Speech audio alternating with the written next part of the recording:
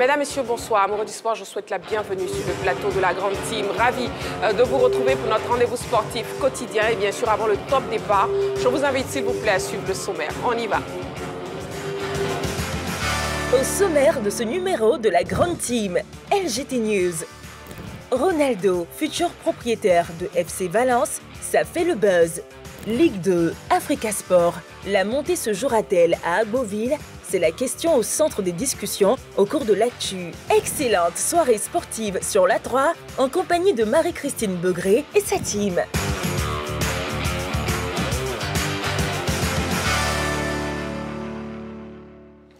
Et nous sommes donc en direct pour 90 minutes, oui, 1h30 en votre compagnie, amoureux du sport. C'est chaque soir, vous le saviez très bien, du lundi au vendredi.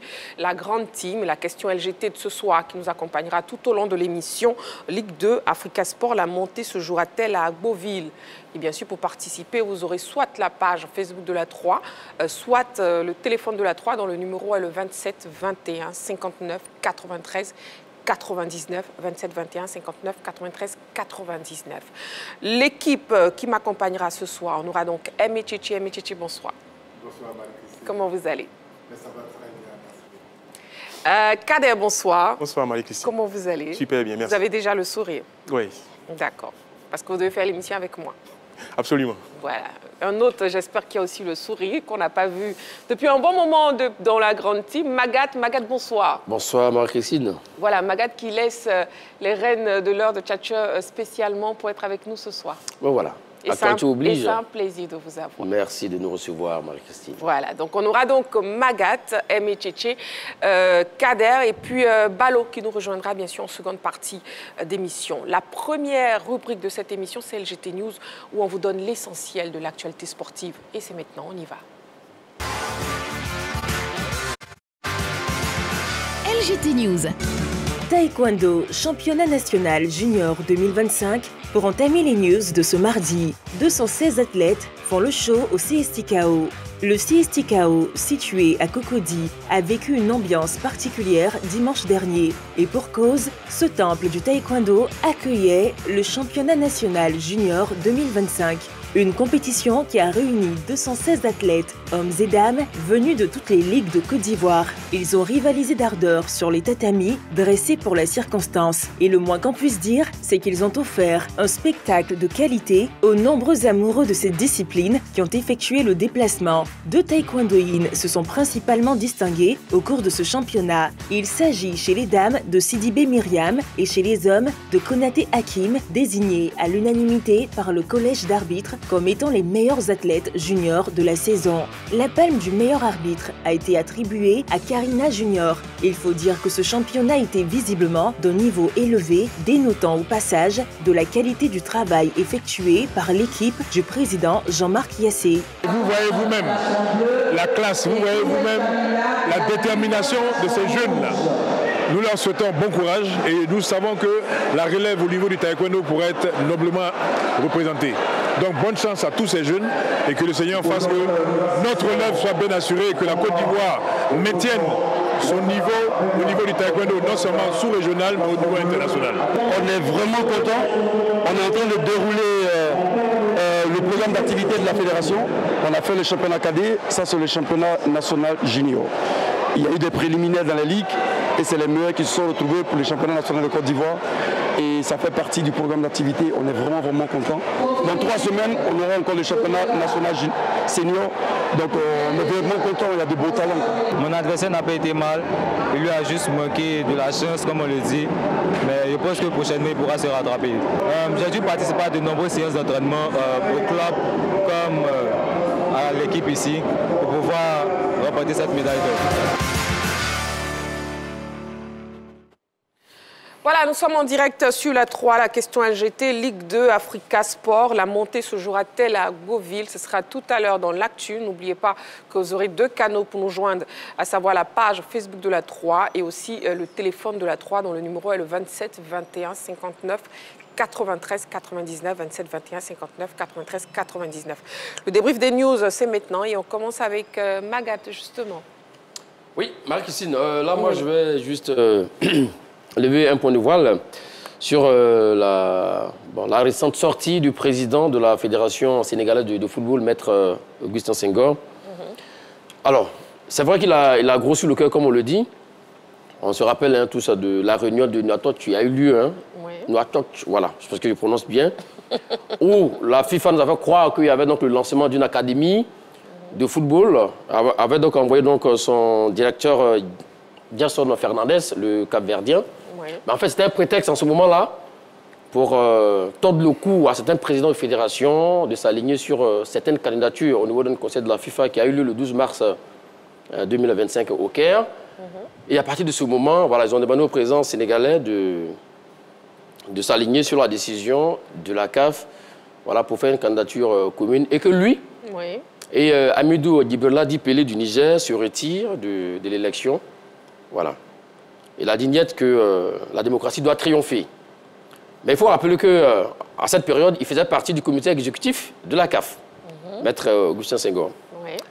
Alors, son nom lui a coûté effectivement sa non-élection au niveau donc, du conseil de la FIFA. Et j'ai le résultat ici.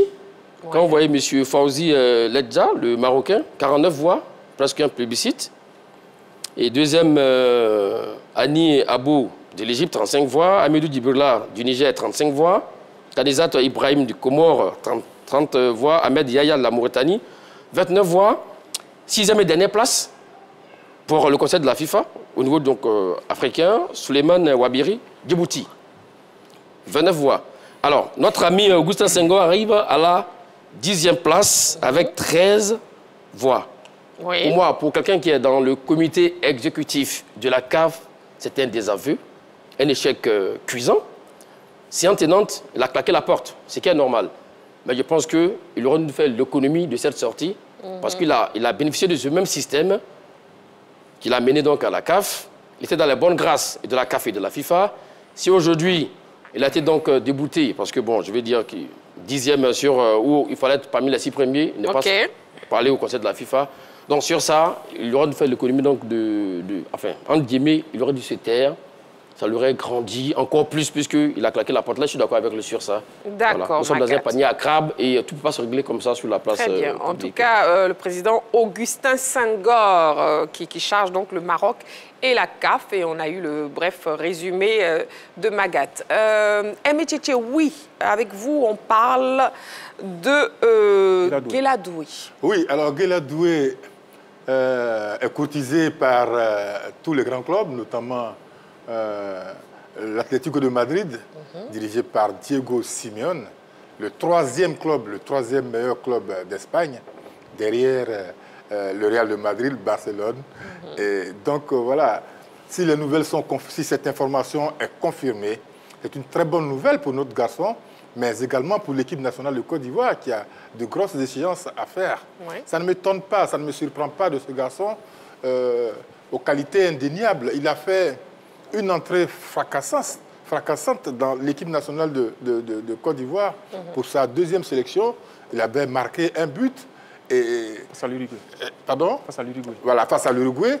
Et ce sont des choses qui n'arrivent pas, qui arrivent rarement quand on sélectionne un joueur. Parce que le temps de s'accommoder, le temps de s'intégrer, mais pour lui, ça a été vraiment tonitruant. Et donc, c'est un joueur de qualité. Il contribue aujourd'hui à faire monter son équipe. Le Strasbourg, qui est 6e au classement de la Ligue 1 française et qui va certainement obtenir une place pour la Ligue Europa la saison prochaine. Donc s'il part en Espagne, à l'Atlético, je pense qu'il suit la même trajectoire que son frère, son frère cadet, qui est à Paris Saint-Germain. Mais en même temps, ça me rappelle un peu Serge Aurier, qui est parti du TFC, qui a chuté au Paris Saint-Germain avant de partir. Donc c'est un garçon qui a beaucoup de talent. Oui, je ne suis pas surpris qu'il soit énormément courtisé, notamment par l'Atlético Madrid. En tout cas, l'Atlético Madrid, selon les informations, serait prêt à débourser 7 milliards de francs CFA pour le recruter. 7 milliards de francs CFA, c'est clair que ce n'est pas Kader qui refusera ce montant. Oui, avec vous, on parle de Manchester United. Oui, pour compléter l'information de Tchétchémé, pour dire qu'en cas de confirmation, il deviendrait le deuxième joueur ivoirien évolué à l'Atlético Madrid, après Serge Maguialé. Et les 7 milliards, vous me confirmez Oui, forcément. D'accord. Forcément quoi? Et il faut lui souhaiter une bonne réussite par rapport à Absolument. Saint-Germain. Absolument. Allez, Manchester United, on en parle. Onana. Alors, parler d'André Onana, qui clairement ne fait pas l'unanimité au sein de Manchester United, la formation anglaise. Il est décrié depuis sa signature dans le club qui évolue dans le théâtre des rêves. Il est pointé du doigt pour ses erreurs. Je crois qu'il est considéré comme le gardien qui a commis le plus de boudes et qui a coûté des victoires à son équipe. Et donc, du côté de Manchester United, on cherche déjà un remplaçant à André Onana, l'international camerounais. Et on pense à qui? On pense à Ramsdale, qui était, je veux dire, il y a 2 saisons du côté d'Arsenal. Mais sauf que ce gardien-là, il est certes international, mais il a un passé qui ne parle pas pour lui. Il est passé par Sheffield United, le club est descendu en 2e division. Il est passé par Bournemouth, le club a connu la même galère. Il est arrivé à Arsenal, il a commencé la saison, mais son manque de technicité, j'ai dit son rapport avec le ballon au pied, eh bien, n'a pas convaincu les dirigeants d'Arsenal. Ils l'ont tout de suite libéré pour Southampton, qui malheureusement cette saison est déjà descendu en Ligue 2. Est-ce que le gardien pourra faire l'affaire à Manchester United? C'est autant de questions qu'on se pose. Il est certes international, mais en termes de performance, il est loin d'avoir convaincu, en tout cas au niveau des gardiens en Angleterre. Et je crois que c'est sur ce gardien-là que Manchester United a jeté son dévolu. Est-ce que c'est la bonne pioche? Est-ce que c'est la bonne affaire? Ben, la saison prochaine nous dira si, en tout cas, ça se confirme avec le départ d'Onana, qui, malheureusement, n'est pas resté dans ses mêmes performances comme quand il était à l'Inter. Il est arrivé à Manchester United, il commet des boudes. On attendait un gardien, en tout cas, qui allait porter cette équipe de Manchester United, comme l'ont fait avant lui de grands gardiens, mais malheureusement, ce n'est pas le cas. On attend de voir la fin de la saison pour voir le sort réservé à l'international camerounais André Onana. Très bien. Allez, nous allons marquer une petite pause, amoureux du sport. Vous ne bougez surtout pas. On se retrouve dans seulement quelques petites secondes pour la suite de notre émission. À tout de suite.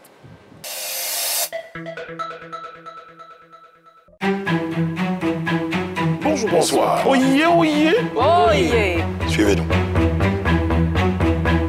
Merci Brissano de te mettre derrière moi. Le monsieur, il est un gabarit. Hein. Appelle-moi, dis-moi de te clencher du feu. Attends, il y a quoi? Le temps est changé. Congélateur, reste concentré. Est-ce que tu n'as pas le sentiment de ton fort intérieur d'avoir gâché la carrière de ce petit? Toi, viens te poursuivre dans tes propos là. De quoi il parle? Si Makosso parle qu'il y a des résultats spirituels, c'est que Makosso est... Mais c'est surtout qu'il était...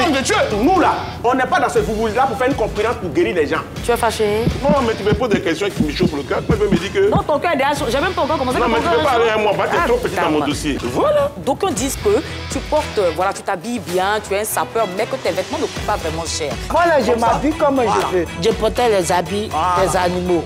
Non, c'est manque de respect, ça. Voilà la partie là. La partie où elle te manquait de respect là, ça vient. Mais tu vas où? Non, moi je suis pas dans ça. On est sauvé par le gars. Non, je suis pas d'État. Parce que je vous ai déjà parlé de ça. Je suis pas d'État.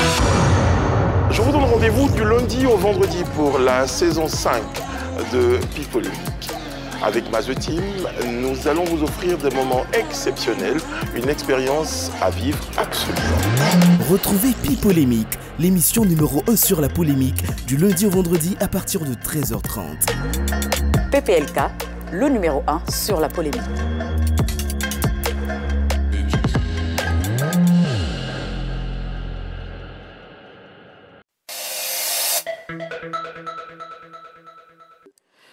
Voilà, nous sommes de retour sur le plateau de la grande team. Nous passons à ce qui crée le buzz sur la planète sportive et c'est dans sa buzz. On y va.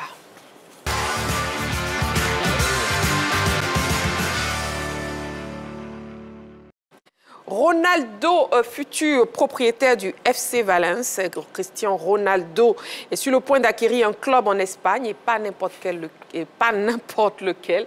On regarde cet élément et après on en parle.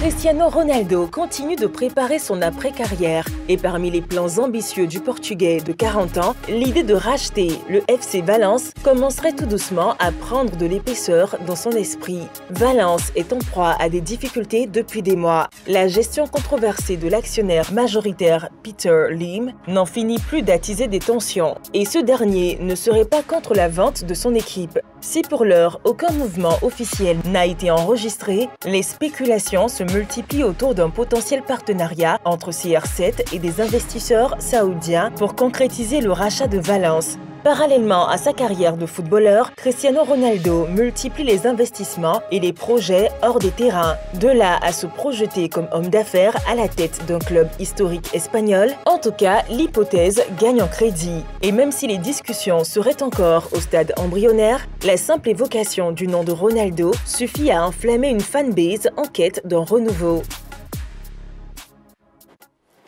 Et ça crée donc le buzz. Hein. Bon, messieurs, qu'est-ce que vous pensez de cette idée de Cristiano Ronaldo de vouloir acheter le FC Valence? Oui, Maguette. Très bonne idée. Moi, j'adore ça. Un ancien joueur qui achète un club ou un joueur encore qui achète un club parce que lui, il est encore en activité. Oui. Il veut donner au football ce que le football lui a rendu, ce qui est d'ailleurs donc génial.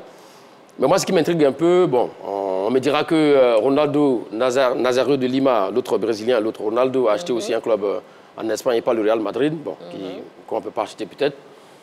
J'aurais voulu quand même qu'il soit actionnaire au Real Madrid, vu ce qu'il a apporté au club madrilène, que d'aller donc à Valence, qui est un club moyen pour moi en Liga espagnole. Alors l'investissement qu'il aura à faire là-bas, est-ce parce qu'il aime le football, qu'il veut aider le club valençois, ou il veut juste se faire de l'argent? C'est de l'argent, je pense que ce n'est pas le bon club, il pourra se faire donc, de l'argent. Donc pour vous, ce n'est pas un meilleur investissement? Oui, non, sur ça, non, clairement. Non. Si vous voulez faire aujourd'hui un meilleur investissement en termes de rachat des clubs, il faut aller en première ligue, parce que là, même quand vous descendez, vous êtes 20e au classement, vous descendez, vous avez 85 millions d'euros. Ça fait à peu près 55 milliards de francs CFA.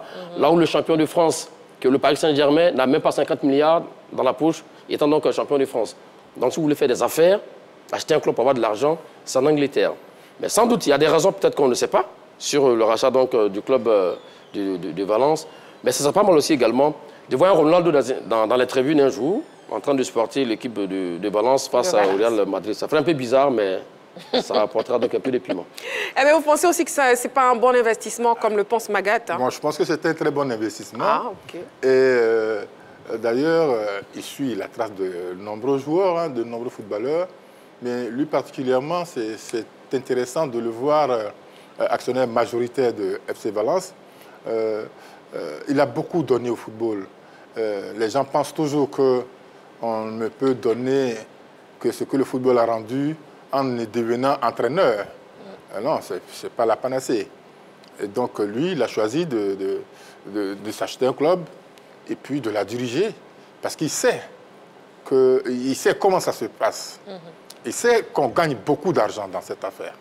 Donc, c'est un très bon investissement et à juste raison, je pense qu'il aura toutes les chances de réussir dans ce pari, parce que au contraire de Maguette, s'il va au Real Madrid, il n'aura rien prouvé. Voilà, il faut aller dans un club inférieur pour pouvoir faire monter grâce à sa notoriété d'abord, mais en plus grâce à tout l'argent qu'il a amassé pour pouvoir faire venir des joueurs d'exception, comme au Real de Madrid, comme à Barcelone, mais surtout avoir un très bon centre de formation. Si c'est ça son idée, eh bien, je crois qu'il fait le bon choix. C'est le bon choix. Kader, et vous, par rapport à cet investissement de Cristiano Ronaldo? D'accord avec Tchémé pour dire que c'était un bon investissement.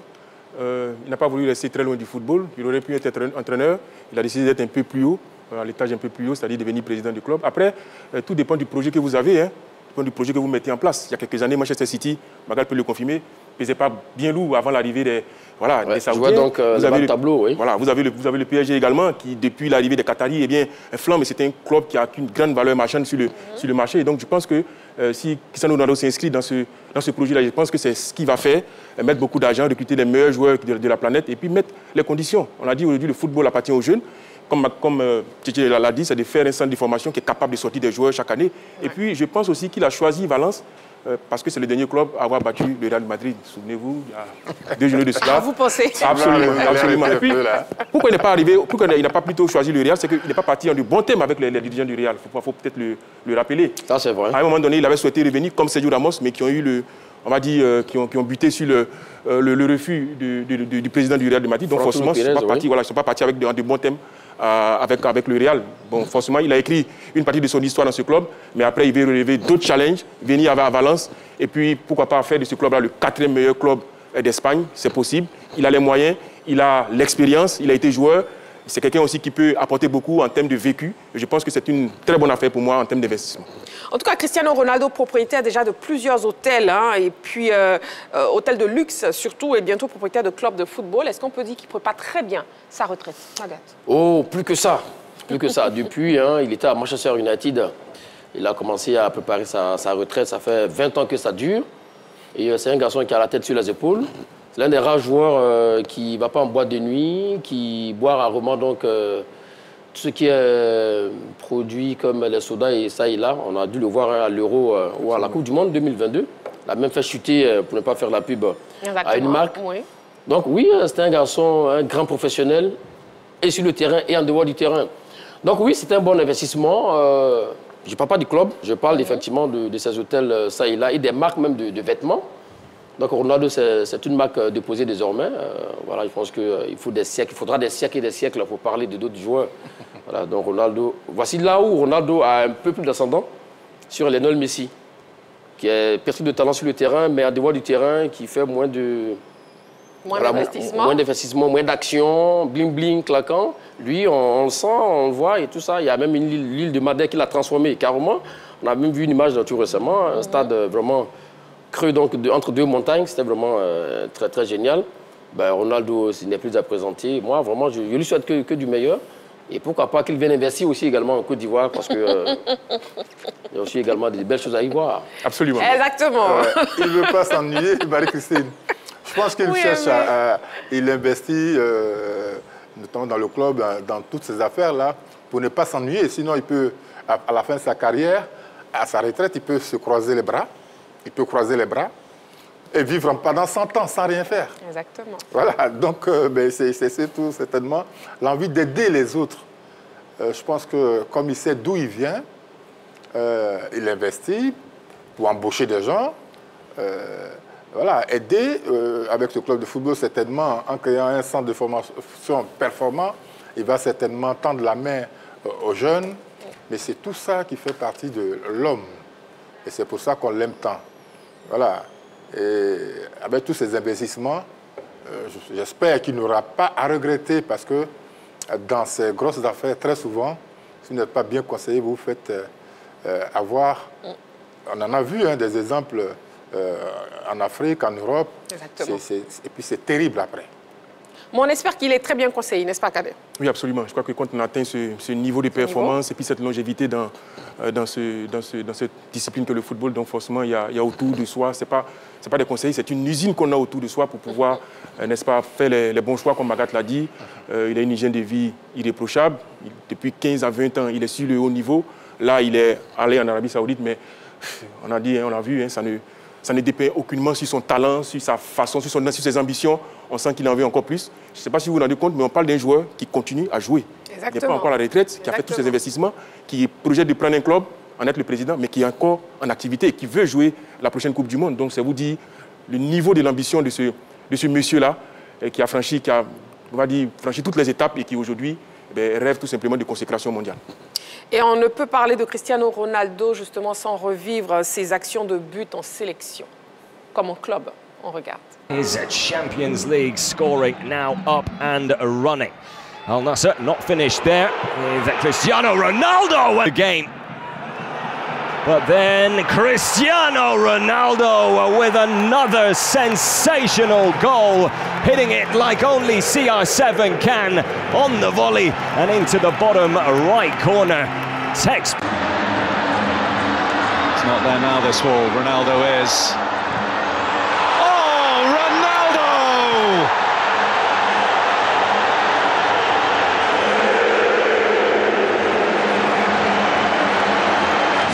Sensational, absolutely sensational from Cristiano Ronaldo. As he gets it here, I don't think he's going to hit it, but he's trying to work a little bit more space. A couple of little fakes just gives him the opportunity to get it onto that right foot. And when he does that, no backlift. Ronaldo it is. Take a bow, Ronaldo.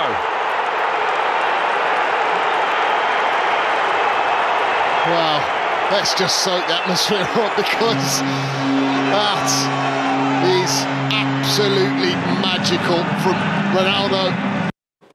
Merveilleux but de Cristiano Ronaldo. Et puis tout comme Cristiano Ronaldo, il y a aussi d'autres joueurs qui se sont lancés dans l'acquisition de clubs. Oui, notamment David Beckham, je crois qu'il a été l'un des premiers, avec une équipe aux États-Unis. MLS.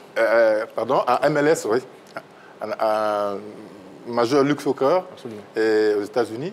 Il y a, bon, tout près de nous, les gens s'y intéressent de plus en plus. Avec Nemarco, qui avait déjà créé son club pendant qu'il jouait. Il y a Gervinho avec son équipe G27. Il y a Sengo, Touré, comment ça s'appelle Sengo pardon. Sengo. Non. Notre ami de Lens. Oh putain. De Lens ivoirien. Seko Fofana. Oui, voilà. Oh, quel trou de mémoire ce soir. Seko Fofana, qui a investi également avec le football club Lens. Il y a plein de joueurs comme ça qui pensent qu'il faut aider autrement, il faut investir autrement. Je crois qu'ils sont sur une très bonne voie. On a aussi Franck Kessié et Wifriza. Wifriza a investi dans un club de division régionale à Bengourou et puis Franck Kessié qui a son club. Sans oublier Aruna Kone, tous ces joueurs-là qui ont... Olivier Capot aussi également, qui a son petit club également, qui a raté la montée de près la saison dernière. Bon, voilà. Maintenant, pour parler des illustres joueurs quand même plus connus sur le l'échiquier mondial, on peut parler de Ronaldo Nazário de Lima, le Brésilien dont il parlait en l'instant, Real Valladolid en Espagne. David Beckham, il parlait en l'instant à l'Inter de Miami.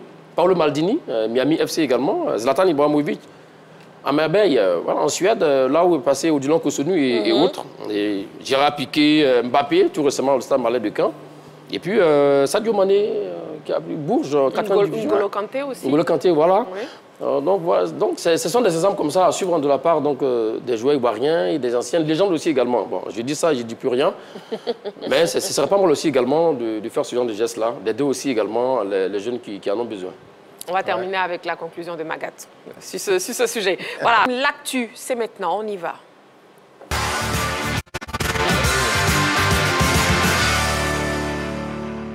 Et le téléphone est à présent ouvert, le 27 21 59 93 99, 27 21 59 93 99.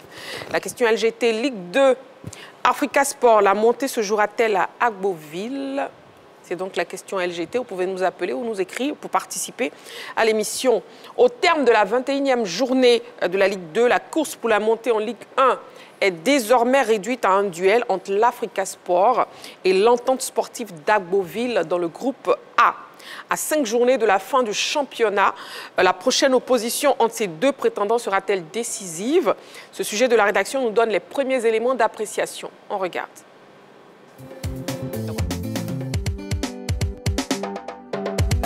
La 21e journée de la Ligue 2, disputée ce week-end, a permis d'avoir une plus grande visibilité de la course à la montée en Ligue 1 dans le groupe A. L'Africa Sport et l'Entente sportive d'Agboville ont réalisé les belles opérations de cette articulation. Les Aiglons ont obtenu, dans la douleur, une précieuse victoire face à l'Agir de Guibérois. Dans ce duel au sommet du groupe, les poulains de l'entraîneur Toto Nobilé ont subi les assauts de leur adversaire sans jamais rompre. Ils doivent notamment leur salut au gardien Jean-Yves Bazemo qui a arrêté un pénalty à l'heure de jeu. Avant que Fofana Karamoko n'offre la victoire aux Verts et Rouges à l'entame du dernier quart d'heure suite à un coup franc tiré par Guy-Charles Potey. L'Africa Sport revient de loin et garde la tête du groupe A avec seulement un point d'avance sur son dauphin, l'ES Agboville, qui de son côté est venu à bout de l'espérance de Boaké 1-0. Leurs deux poursuivants, Yamoussoukro FC et Agir, ont enregistré respectivement un nul devant l'Espérance d'Issia et une défaite face à l'Africa Sport. Dans ce groupe A, les contre-performances des Béliers et des Hommes de Guibérois ont réduit la course à la montée à un duel entre l'Africa Sport et l'ES Agboville. Visiblement, l'opposition entre ces deux équipes lors de la 25e journée vaudra son pesant d'or. Alors, pour mieux mener notre discussion, je vous propose déjà de voir les résultats et le classement du groupe A après la 21e journée de la Ligue 2, ainsi que le calendrier des deux premiers de la poule. Voilà, Ligue 2 de Côte d'Ivoire, saison 2024-2025, résultat de la 21e journée. Groupe A, l'Amfiara, Issa-Ouazi, un but partout. Donkoff a été battu par Issa-Ouazi, Atida Bengo, pardon, 1-2. Et Abouville s'est imposé par la plus petite des marques face à l'Espérance de Boaké sur un penalty qui a fait parler. Et ADFK qui a battu US Bergerville 2-1. Roy qui a perdu 2-1 face à l'EFIM, l'Africa Sport d'Abidjan, qui a eu toutes les peines du monde, mais finalement qui s'est imposé par le score de 1-0 face à JFC. Dimanche, Espérance de Boaké et Yakro ont partagé la poire en deux, un but partout.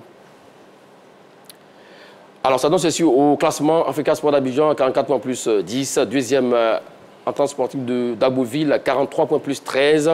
Troisième, Yamoussoukro FC, 37 points plus 14. Quatrième, Agi, 36 points plus 6, sans doute largué pour la montée. Et au bas donc, du tableau, 13e, WAC, 18 points moins 4. Et Espérance de Boaké, 17 points moins 15.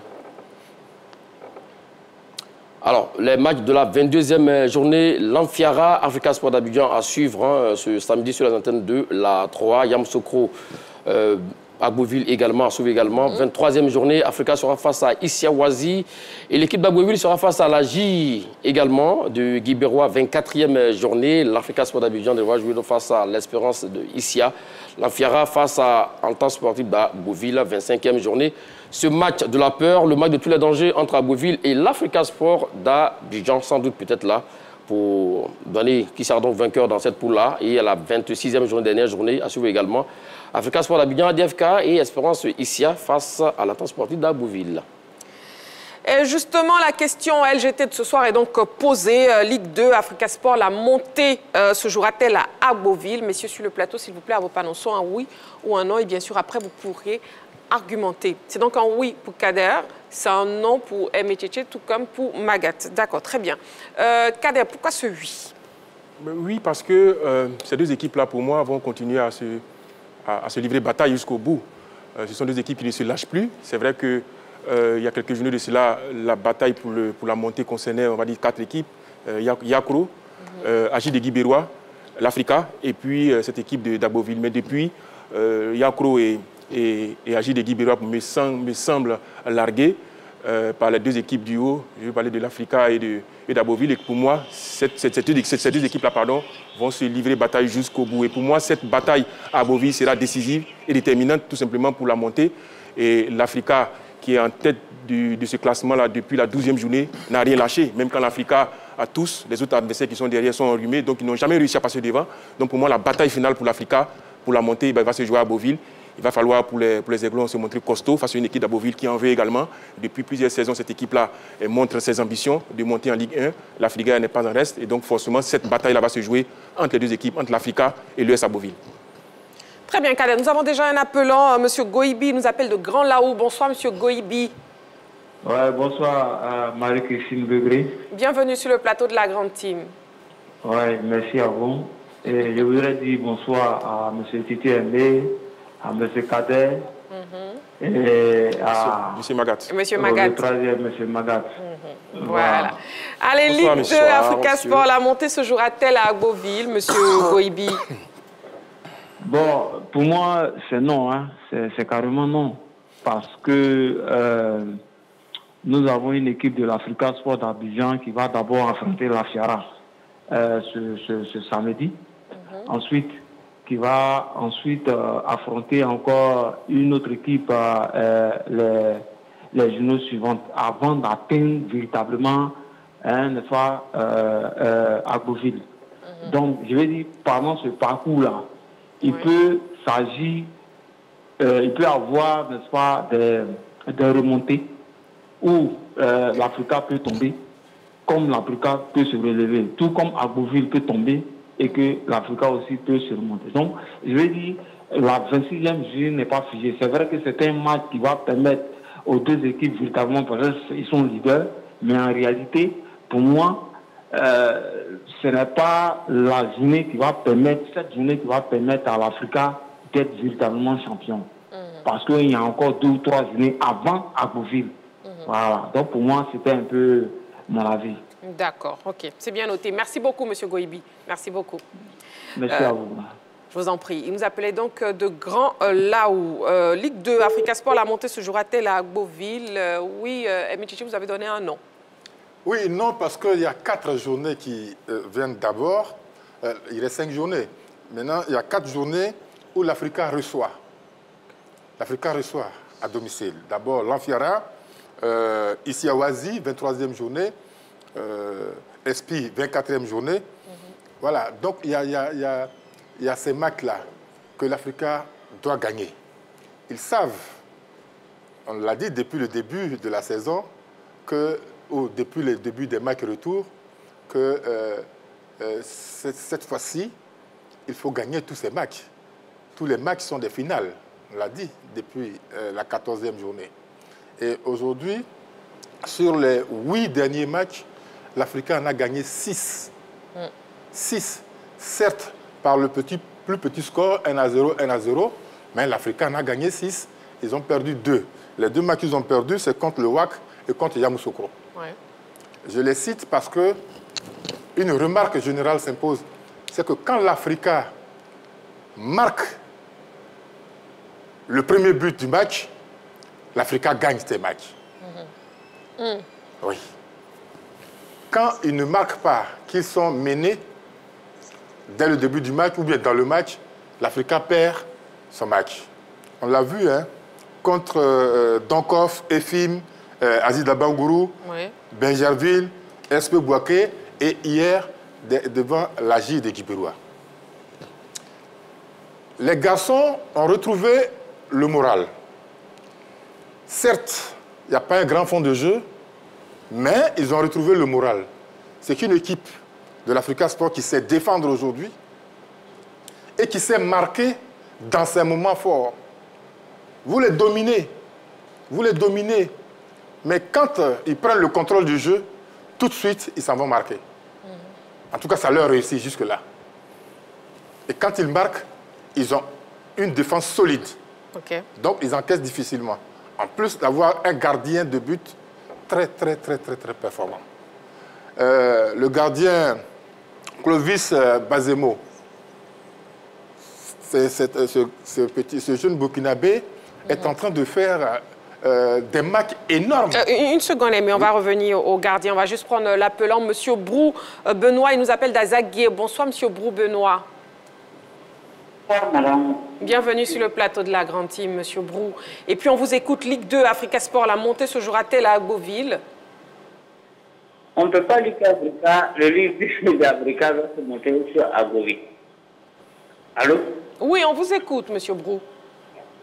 Le problème clé d'Africa... Allô? Le problème clé d'Africa...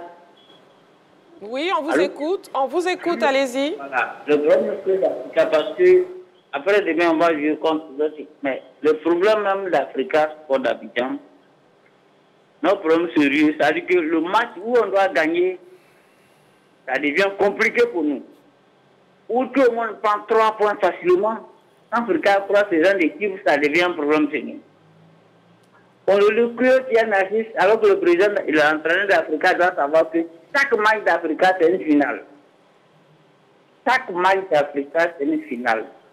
Mais on dirait, on ne sait pas ce qui se passe au niveau de l'Africa, au niveau des dirigeants, et ne sait pas quelle communication ils font.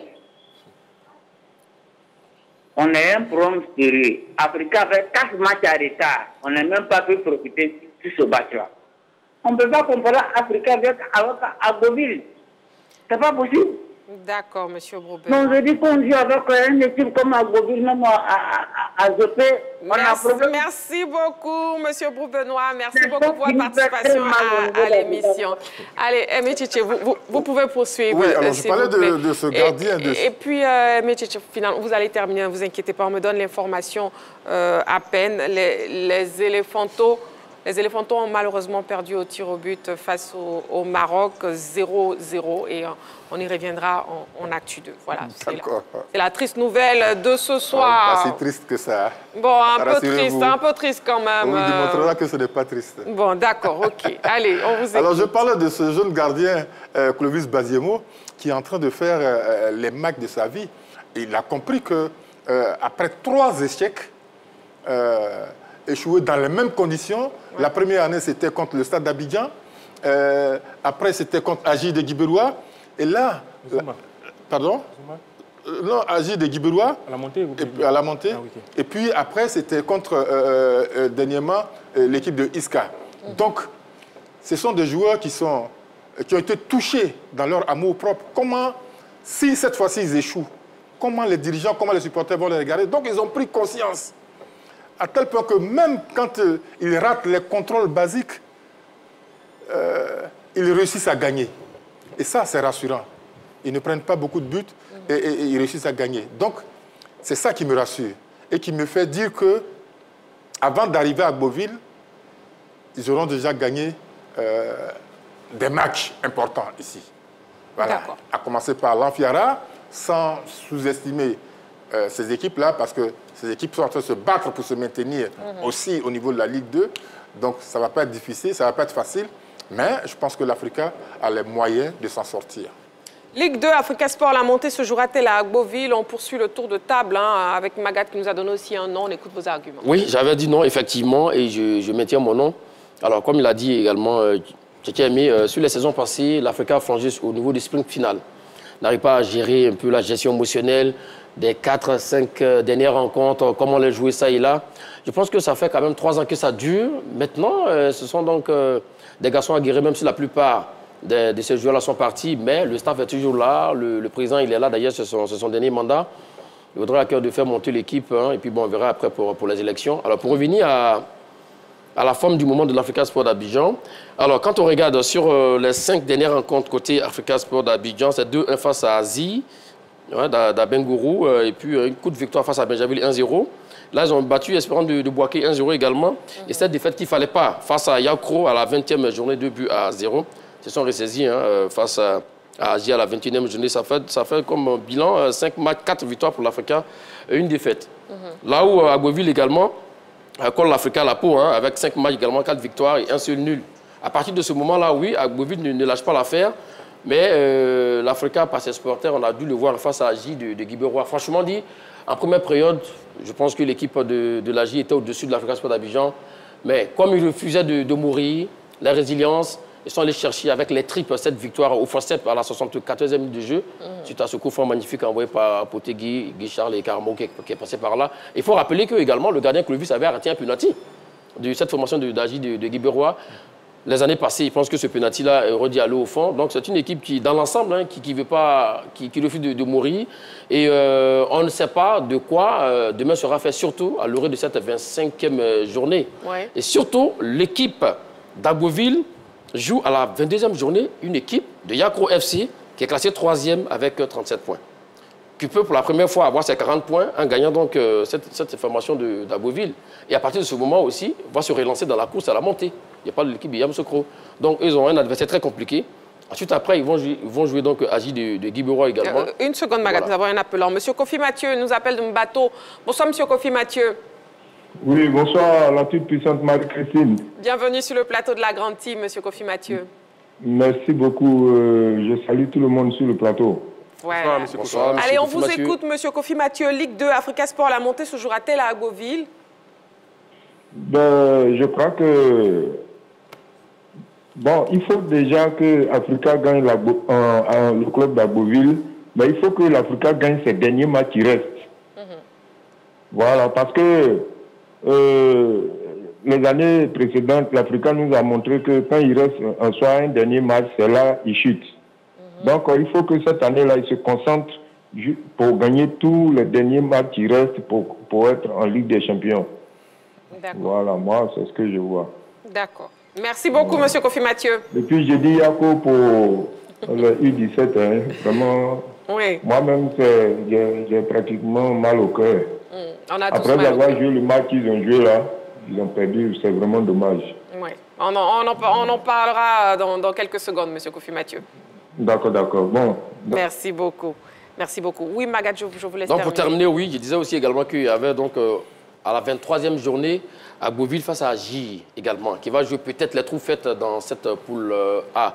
Donc, ce n'est pas encore joué, pas du tout, pas du tout. L'Africa a toutes ses chances. Là où l'Africa va jouer l'Amphira, 22e, 23e ici à Oasis, 24e SP. Des rencontres a priori un peu faciles, où l'Africa peut faire le plein de points, 9 points sur 9. Et à Beauville, peut-être 3 points sur 9. Parce que si vous perdez les points face à Yamoussoukro et à J, là, franchement, désormais, l'Africa va prendre peut-être 7 points d'avance. Et à partir de ce moment, lorsqu'on va se rencontrer à la 25e journée, ben, l'Africa aura donc quelques points d'avance. D'accord. En tout cas, le gardien de l'Africa Sport, Sylvain Beau, s'est exprimé à notre micro après la victoire face à l'AJ de Guy Bérois. On l'écoute. Oui, comme on peut le dire, c'est un effectif, c'est un groupe. Voilà, aujourd'hui, il y a un autre qui a joué. Il a fait un très bon match. Et, dans l'ensemble, c'est positif. On devait gagner ce match pour pouvoir continuer à être leader de ce groupe-là et aller jusqu'au bout, jusqu'à être champion de la Ligue 2. Oui, on a dit dans les vestiaires, c'est notre première finale. On avait 6, aujourd'hui on a gagné cette première finale-là. Il nous reste encore 5 finales. C'est un championnat qui est très élevé dans cette poule où on est. En plus, c'est l'Africa Sport. Quand toute équipe vient jouer contre l'Africa Sport, ils jouent les va-tout. Donc voilà, aujourd'hui on a eu en face de nous une belle équipe de l'AJ qui a donné tout ce qu'elle pouvait. Mais au final, c'est les 3 points qui comptent. Merci infiniment, Sylvain. Et puis, de son côté, justement, l'ES à Beauville sera face à Yamoussoukro FC.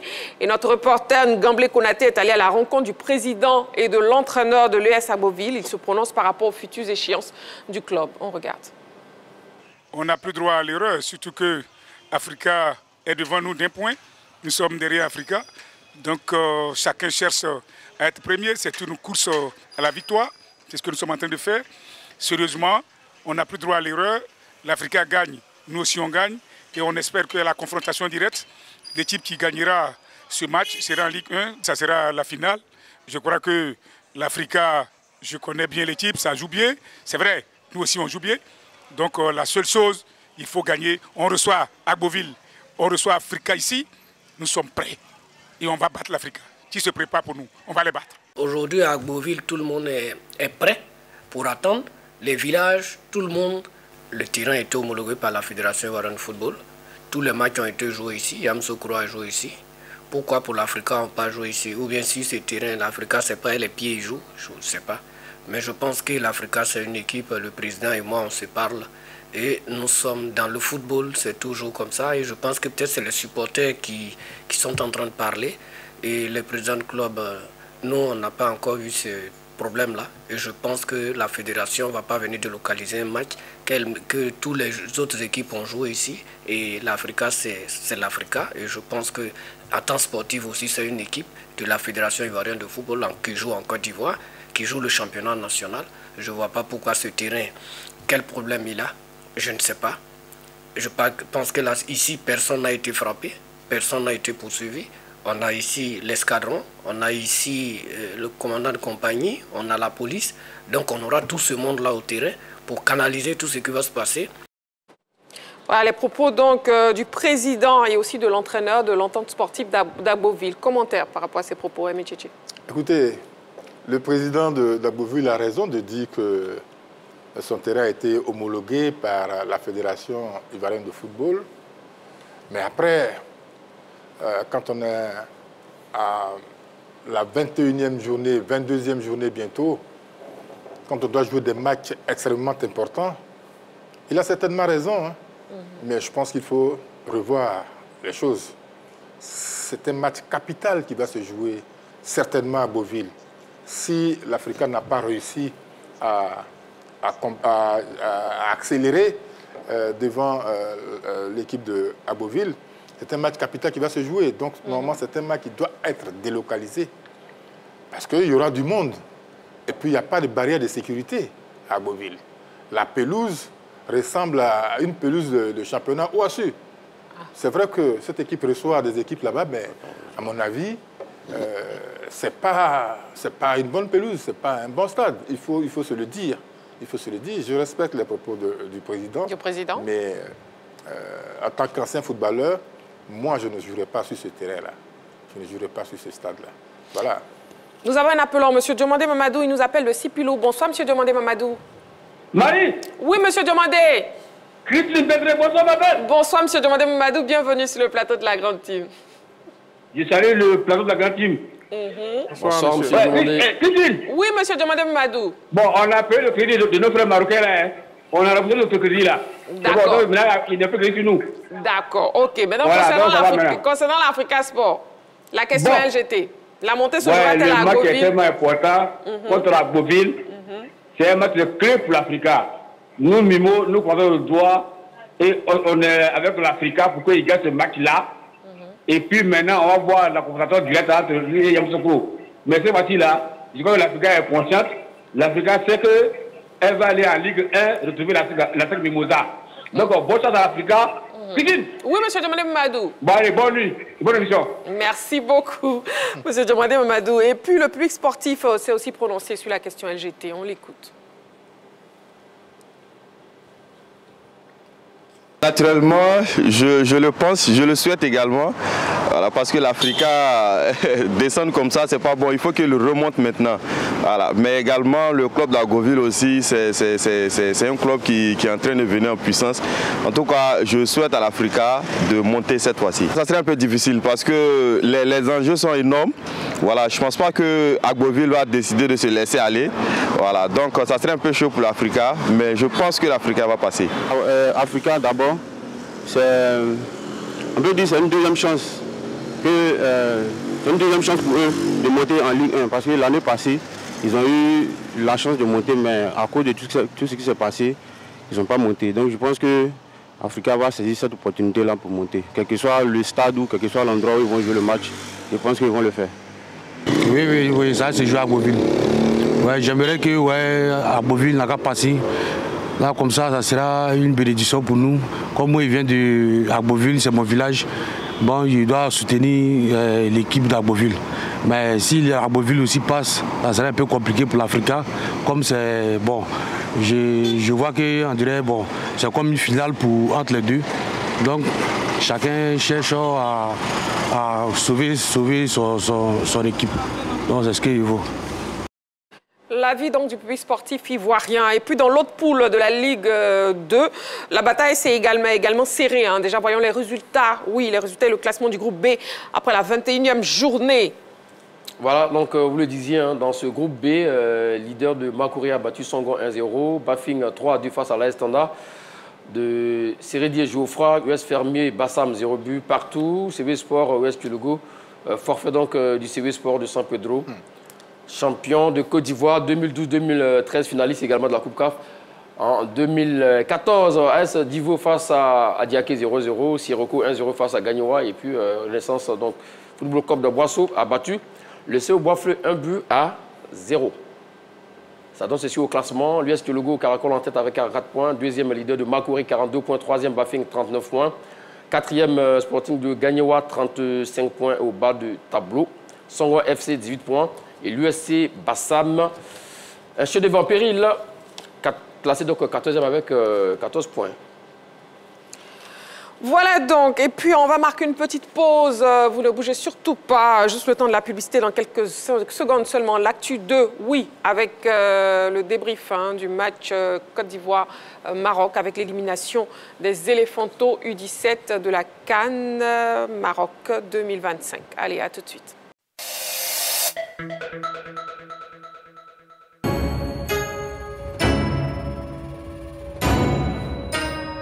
L'élite du football asiatique s'affronte sur le terrain. Il reste faire des réparations. La frappe est l'ouverture du score.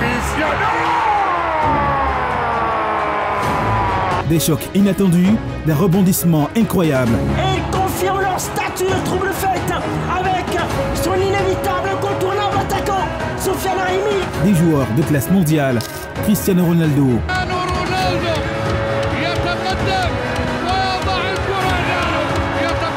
Karim Benzema. Pour le 3-0 d'Al-Ittihad qui Wallon s'envole dans cette rencontre de plus en plus. Contre-pied parfait. Neymar Junior.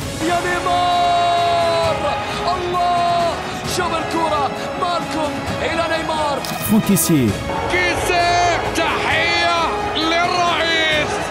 Jean-Yves Rakwasi. C'est un véritable festival. Ah mais quel crochet. Là, le dribble est aussi facile que ça. Sadio Mané. C'est Sadio Mané, la reprise exceptionnelle. Et ben voilà, quelle horreur encore une fois en défense, en duel. Sadio Mané. Et bien d'autres. l'AFC Champions League Elite 2024-2025 et l'AFC Champions League Tour 2024-2025, deux rendez-vous incontournables des amoureux du ballon rond. À suivre exclusivement sur La 3, du 16 septembre 2024 au 17 mai 2025. La 3, nous offrons 3 fois plus de sport. Nous sommes de retour sur le plateau de la Grande Team. Nous avons été rejoints par Balo. Balo, bonsoir. Oui, bonsoir Marie-Christine. Comment vous allez? Ça va, et chez vous? Très bien, merci beaucoup. Alors, avec vous, ainsi que Métchéché, Kader et Magat, on passe donc au deuxième sujet de l'actu de ce soir qui concerne le match Maroc-Côte d'Ivoire, CAN U17 2025, avec l'élimination donc des éléphantaux tombés les armes à la main à la demi-finale, au tir au but, Ballot. Oui. Moi, je dirais plus que les armes à la main. Je pense que le fusil pointé vers l'ennemi, parce que c'est une équipe sur la seconde période qui a commencé sur les mêmes bases que la première, avec toujours ces mêmes capacités techniques, en tout cas intéressantes. C'est une équipe offensivement qui est allée même jusqu'à la 72e minute, aller titiller le gardien Belarus. C'est Aïdara qui s'était lancé, même s'il était en position de hors-jeu, mais qui a su se procurer une occasion. Et petit à petit, les Marocains, sur la dernière phase de la seconde période, sont revenus dans la rencontre avec Belmokhtar à la 83e minute, qui a failli bénéficier d'un contre favorable. Il faut savoir que sur le coup de pied arrêté, Kouassi a repoussé le ballon malencontreusement sur le bras de Belmokhtar et ça aurait pu aller au fond des filets. Ça s'est joué vraiment à un cheveu et on a eu chaud sur cette action. Et à la 88e minute, c'est Kalifiou sur encore un coup franc qui enroule ce ballon et c'est Kouassi qui s'emploie sur le ballon et on en reste donc à ce score de 0-0. Et en plus, sur la séance des tirs au but, on a eu Touali étant premier tireur des éléphants qui a manqué son tir au but. Ensuite, Belmokhtar également a manqué son tir au but. Doumbia, lui, a manqué encore un tir au but pour les éléphants. Et il faut savoir qu'il manquait un seul tireur, sinon le 5e tireur des Marocains qui pouvait donner la victoire aux Lions de l'Atlas. Mais le 5e tireur marocain s'est manqué grâce encore à un excellent Kouassi. Pour moi, c'est l'homme du match du côté des éléphantaux, surtout sur la séance des tirs au but. Et les éléphants s'en sont remis assis là pour revenir dans la séance des tirs au but, puisque le 5e tireur, ayant manqué le tir au but, ramenait les compteurs à 0. S'il a malheureusement manqué le tir au but, avec également, il faut le mentionner aussi, parce que ça a fait partie du jeu des lasers pointés quand même dans le visage des joueurs ivoiriens, du gardien ivoirien. Donc, à la fin, c'est le dernier tireur marocain qui transforme le tir au but, qui est rentré en jeu, Magdou, qui marque le but des Marocains et qui permet au Maroc, sur un score de 4-3, de se qualifier pour sa deuxième finale consécutive. Donc le Maroc va affronter le Mali. Le Maroc affrontera donc le Mali. Kader, oui, impression. Mais écoutez, quelque peu déçu de cette élimination des éléphantaux qui avait laissé entrevoir de belles perspectives avec une équipe, on l'a dit, montée il y a 2 ans de cela par Sidiki Diabaté. Malheureusement, cette équipe-là sort à l'épreuve des tirs au but. C'est cruel parce que c'est une équipe qui avait donné tout face au pays organisateur. Elle s'était présentée face aux Lionceaux de l'Atlas sans complexe. Balo l'a dit, on a vu le déroulé du match avec quelques situations dangereuses pour les éléphantaux de Côte d'Ivoire. Malheureusement, ils n'ont pas réussi à trouver le chemin comme face au Sénégal.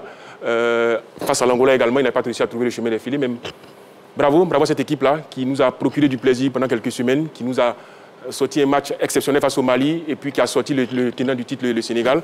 Elle perd face au pays organisateur. Bravo à ces garçons-là. Rendez-vous à la prochaine compétition qui est la Coupe du Monde au Qatar. Oui, Amétchéché. Alors, je pense que c'est un match qui s'est joué à l'épreuve des nerfs et certainement les éléphantaux ont craqué. Mais ils étaient face à une équipe du Maroc redoutable. 3 matchs, 3 victoires en match de poule. Ils éliminent facilement leur adversaire en quart de finale. Ils viennent en demi-finale, ils tombent sur la Côte d'Ivoire. Une équipe également redoutable qui a fait ses preuves, mais qui a été freinée par, je crois, le Mali. Pardon, je crois que... Non, pas le Mali. On a été freinés par l'Angola en match de poule. 0-0. Voilà, 0-0. Mais ça ne leur enlève rien du tout. Je pense qu'ils ont atteint leur objectif. Ils vont jouer pour l'honneur le match de classement. Après, le plus important, c'était d'être parmi les 10 premiers, les 10 qualifiés pour être à la prochaine Coupe du Monde. C'est très important. Je pense que nos garçons ont montré de très bonnes choses. On parle du gardien Chris Kwame, on parle de Touali, on parle de Aïdara, on parle de Djerasouba. Ce sont des garçons qui ont montré qu'ils en avaient dans le ventre. Et là, sur cette demi-finale face aux pays organisateurs, ils ont joué avec beaucoup de cran. Beaucoup de cran. D'autres équipes auraient craqué. Mais elle a tenu. Elle a même loupé une grosse occasion en première période. Donc, c'est une équipe en devenir. C'est une équipe en devenir. Il faut seulement protéger ces joueurs-là. Ils vont certainement partir pour beaucoup. Mais il faut les suivre.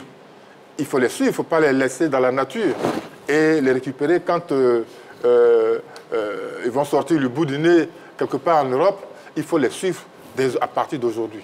Voilà, c'est le mieux que ils n'ont pas démérité. Je pense qu'ils ont largement mérité de la nation et ils peuvent être accueillis avec beaucoup d'enthousiasme. En tout cas, les Éléphantaux U17 qualifiés, oui, pour la Coupe du Monde.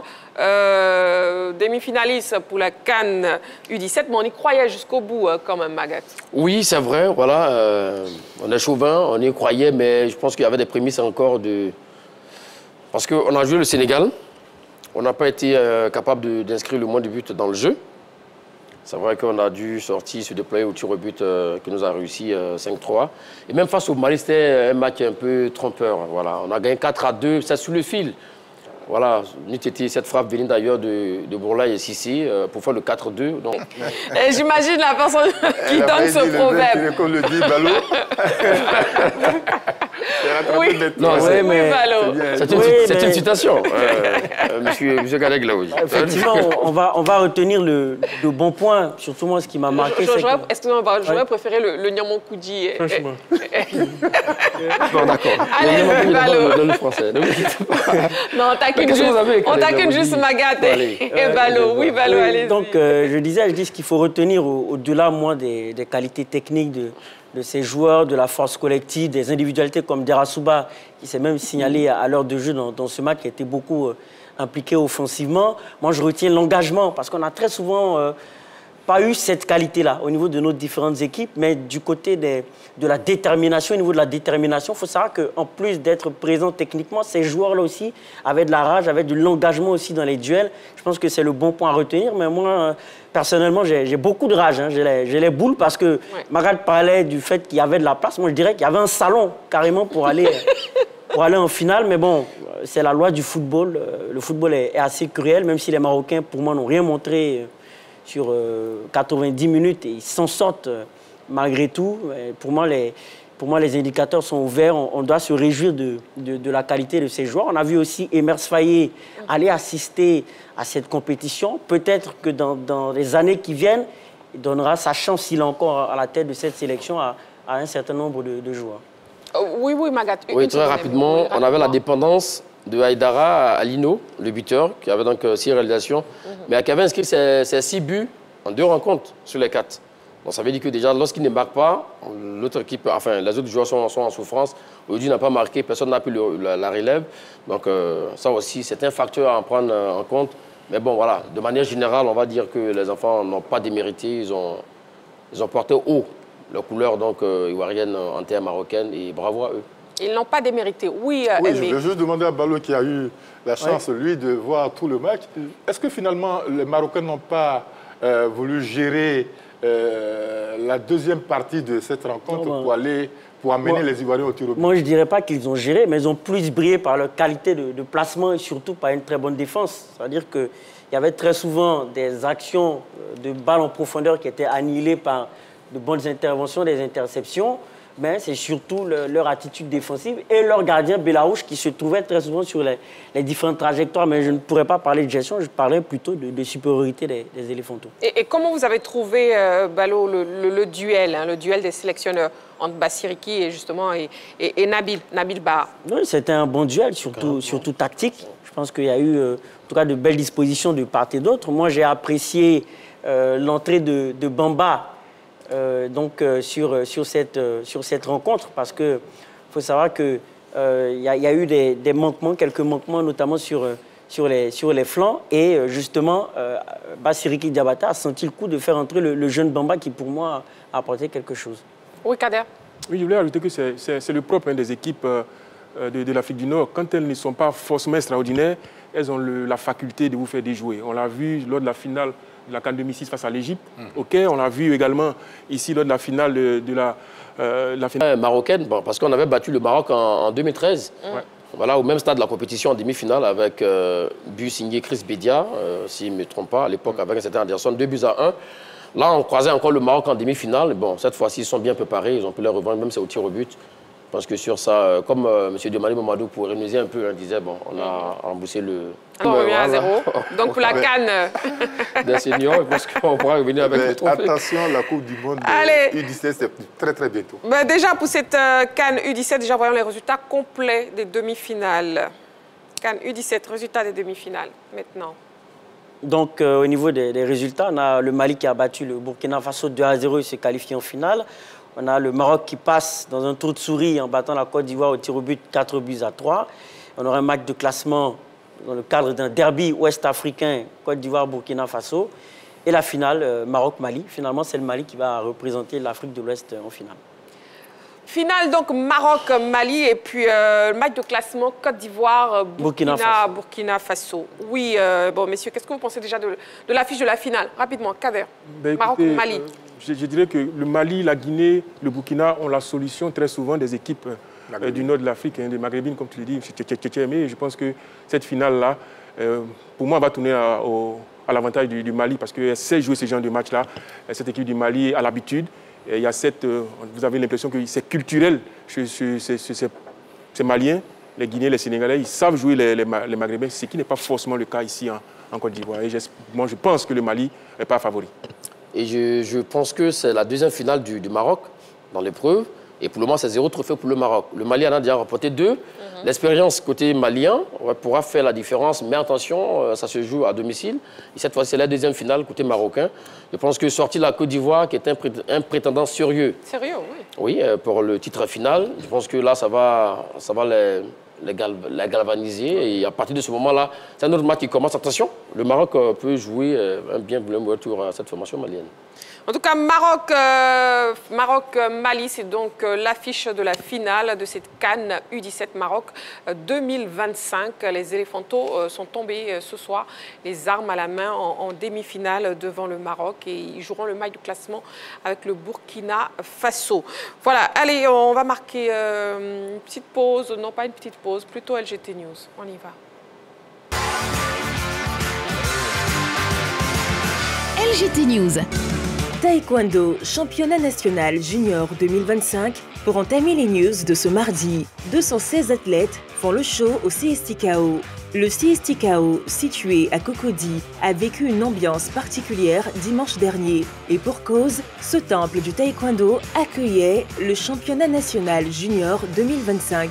Une compétition qui a réuni 216 athlètes, hommes et dames, venus de toutes les ligues de Côte d'Ivoire. Ils ont rivalisé d'ardeur sur les tatamis dressés pour la circonstance. Et le moins qu'on puisse dire, c'est qu'ils ont offert un spectacle de qualité aux nombreux amoureux de cette discipline qui ont effectué le déplacement. Deux taekwondoïnes se sont principalement distingués au cours de ce championnat. Il s'agit chez les dames de Sidibé Myriam et chez les hommes de Konaté Hakim, désignés à l'unanimité par le collège d'arbitres comme étant les meilleurs athlètes juniors de la saison. La palme du meilleur arbitre a été attribuée à Karina Junior. Il faut dire que ce championnat était visiblement d'un niveau élevé, dénotant au passage de la qualité du travail effectué par l'équipe du président Jean-Marc Yassé. Vous voyez vous-même la classe, vous voyez vous-même la détermination de ces jeunes-là. Nous leur souhaitons bon courage et nous savons que la relève au niveau du taekwondo pourrait être noblement représentée.